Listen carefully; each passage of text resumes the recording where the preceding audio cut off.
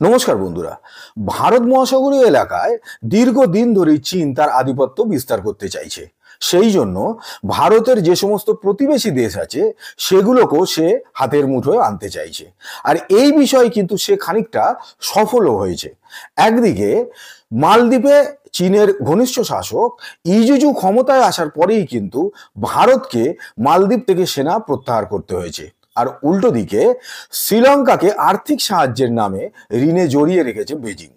এইভাবেই ভারত মহাসাগরীয় এলাকায় প্রত্যক্ষভাবে চীন না থাকলেও ভারতকে চাপে রাখার চেষ্টা কিন্তু সে চালিয়েই যাচ্ছে দীর্ঘদিন ধরে।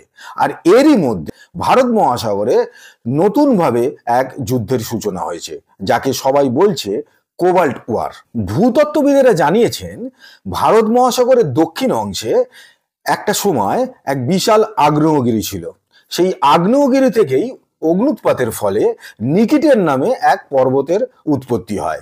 সমুদ্রের তলায় নিমজ্জিত এই নিকিটেন পাহাড়েই কিন্তু রয়েছে কোবাল্টের খনি, যার ভ্যালুয়েশন কয়েক লক্ষ কোটি টাকা, যাকে জকেট ধনের সঙ্গে তুলনা করছে কেউ কেউ।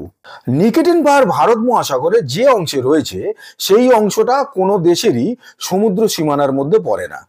আন্তর্জাতিক সমুদ্রতল কর্তৃপক্ষ বা ইন্টারন্যাশনাল সিবেড অথরিটি এই অংশের দায়িত্ব রয়েছে।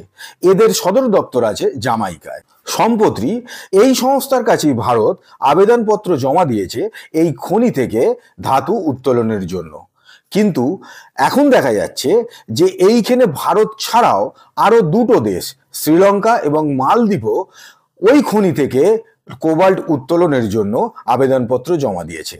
মালদ্বীপের সেই অর্থে কোনো প্রযুক্তি নেই সমুদ্র তল থেকে ধাতু তুলে আনার জন্য, সেই জন্য মালদ্বীপের আবেদন সবাই জানে যে গ্রাহ্য হবে না।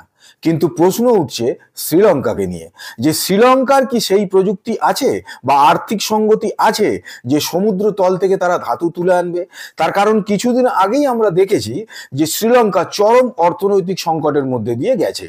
এই সময় কিন্তু ভারতই অর্থ এবং খাদ্য এই দুটো দিয়েই শ্রীলঙ্কাকে সাহায্য করেছে। ফলে স্বাভাবিকভাবেই সবাই মনে করছে যে শ্রীলঙ্কা হয়তো ভারতের সঙ্গে চূড়ান্ত বিরোধিতায় যাবে না। কিন্তু তা সত্ত্বেও শ্রীলঙ্কা আবেদন জমা দিল কি কারণে? শ্রীলঙ্কা আবেদন জমা দিয়েছে তার পেছনে কিন্তু আছে চীনেরই হাত।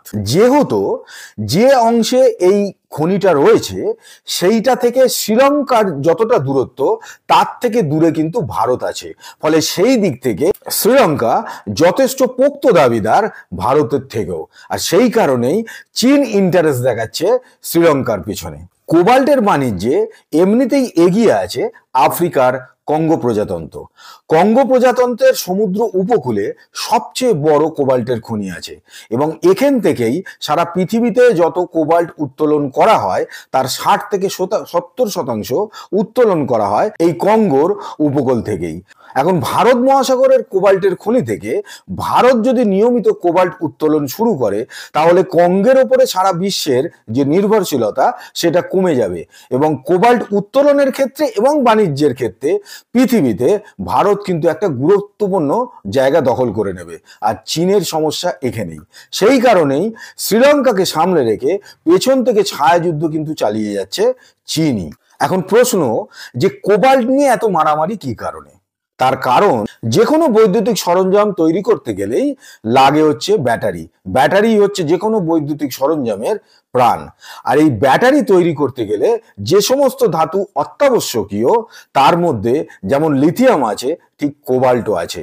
কোবাল্ট এবং লিথিয়াম ছাড়া ব্যাটারি তৈরি করা যায় না। আর এই ব্যাটারি আমরা জানি যে সে পেন্সিল ব্যাটারি হোক, মোবাইল হোক, ঘড়ি হোক, সবকিছুতেই ব্যাটারির প্রয়োজন আছে। সেই কারণেই এই ধাতুকে নিয়ে এত মারামারি শুরু হয়ে গেছে। এখন এটাই দেখার যে চীনকে টপকে ভারত এই খনির দখল নিতে পারে কিনা। তার কারণ যদি যোগ্যতার বিচার করা যায় তাহলে আর্থিক বা প্রযুক্তিগত সব দিক থেকেই কিন্তু শ্রীলঙ্কার থেকে ভারত অনেকটাই এগিয়ে। ফলে স্বাভাবিকভাবে বিশেষজ্ঞরা এটা মনে করছে আন্তর্জাতিক সমুদ্রতল কর্তৃপক্ষ বা ইন্টারন্যাশনাল সিভের অথরিটি ভারতকেই এই দায়িত্ব দেবে। আর যদি এই দায়িত্ব ভারত পায় তাহলে আর্থসামাজিক দিক থেকে কিন্তু ভারতের অগ্রগতি রোকা চীনের পক্ষে খুব মুশকিল হয়ে যাবে এবং পৃথিবীর মানচিত্রে ভারত একটা অর্থনৈতিক দিক থেকে গুরুত্বপূর্ণ জায়গা নিতে চলেছে আগামী কয়েক বছরের মধ্যে। আর সেটাই আমরা আশা করব যাতে ভারত এই দায়িত্বটা পেয়ে যায়। আজকের ভিডিও যদি ভালো লেগে থাকে লাইক করুন, সাবস্ক্রাইব করুন, শেয়ার করুন। আর যদি চান সবার আগে আমার ভিডিও আপনার কাছে পৌঁছে যাক তাহলে বেল আইকন প্রেস করতে ভুলবেন না। দেখা হচ্ছে পরের ভিডিওতে নতুন কাহিনীর সঙ্গে। আজকের মতো বিদায় নিচ্ছি। ভালো থাকবেন। নমস্কার।